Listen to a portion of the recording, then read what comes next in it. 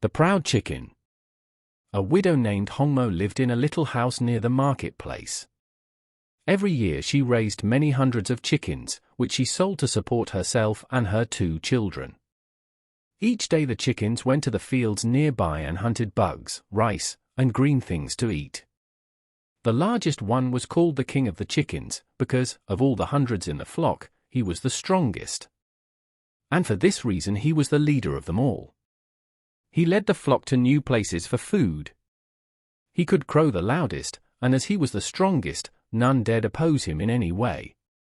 One day he said to the flock, "Let us go to the other side of the mountain near the wilderness today, and hunt rice, wheat, corn, and wild silkworms.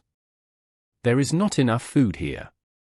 But the other chickens said, "We are afraid to go so far. There are foxes and eagles in the wilderness, and they will catch us."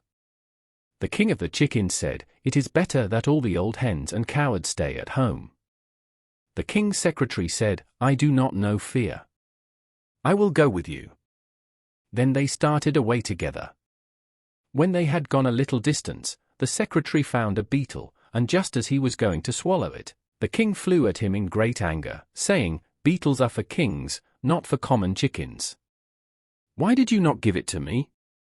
So they fought together, and while they were fighting, the beetle ran away and hid under the grass where he could not be found. And the secretary said, "I will not fight for you, neither will I go to the wilderness with you." And he went home again. At sunset the king came home.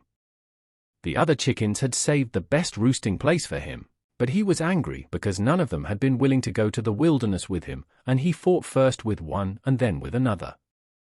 He was a mighty warrior, and therefore none of them could stand up against him. And he pulled the feathers out of many of the flock. At last the chickens said, "We will not serve this king any longer. We will leave this place. If Hongmo will not give us another home, we will stay in the vegetable garden. We will do that 2 or 3 nights, and see if she will not give us another place to live." So the next day, when Hongmo waited at sunset for the chickens to come home, the king was the only one who came. And she asked the king, "Where are all my chickens?" But he was proud and angry, and said, "They are of no use in the world. I would not care if they always stayed away." Hongmo answered, "You are not the only chicken in the world. I want the others to come back. If you drive them all away, you will surely see trouble." But the king laughed and jumped up on the fence and crowed, in a loud voice, "I don't care for you. I don't care for you." Hongmo went out and called the chickens, and she hunted long through the twilight until the dark night came, but she could not find them. The next morning early she went to the vegetable garden, and there she found her chickens. They were glad to see her, and bowed their heads and flew to her. Hongmo said, "What are you doing? Why do you children stay out here, when I have given you a good house to live in?"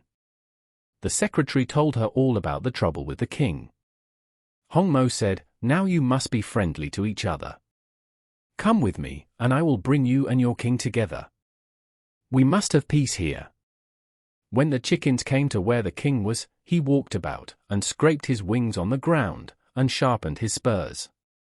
His people had come to make peace, and they bowed their heads and looked happy when they saw their king. But he still walked about alone and would not bow. He said, "I am a king, always a king. Do you know that? You bow your heads and think that pleases me. But what do I care? I should not care if there was never another chicken in the world but myself. I am king."